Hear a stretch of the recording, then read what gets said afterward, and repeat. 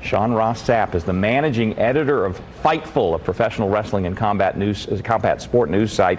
Truly one of the leading voices in this field. Thanks for making time for us this morning. How is this deal different than the way wrestling has played out in the past?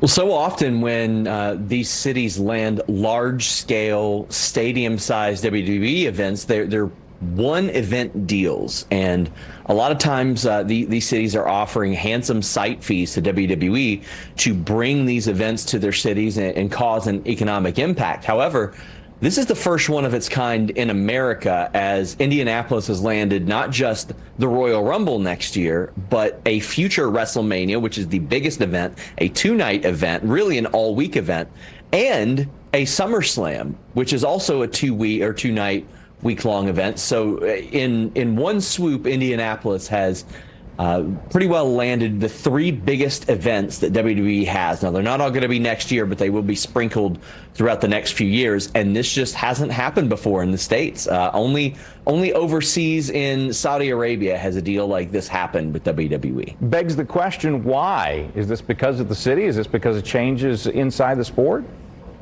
It's because the Indiana Sports Corp is pushing to have more events here. I'm sure the Super Bowl made an awful nice impression on a lot of people. I heard wonderful things when it happened there. And WWE wants cities that are easy to navigate, that will pay them money, and that are willing to make an investment in the product that they have. And Indiana was willing to do that. And Indiana saw the value in WWE doing that as well. And it's not just these major events.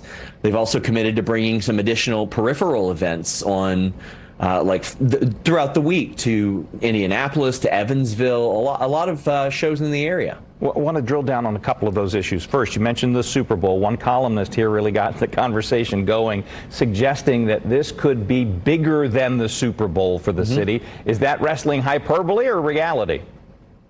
No, I think it's reality. I'm a huge NFL fan. Go Bengals! But this is a two-night event, and it's not just this. Like, you're not going to see independent football games around the Super Bowl. You're going to see a lot of independent wrestling shows and conventions that are put on to sort of piggyback off of all three of these events.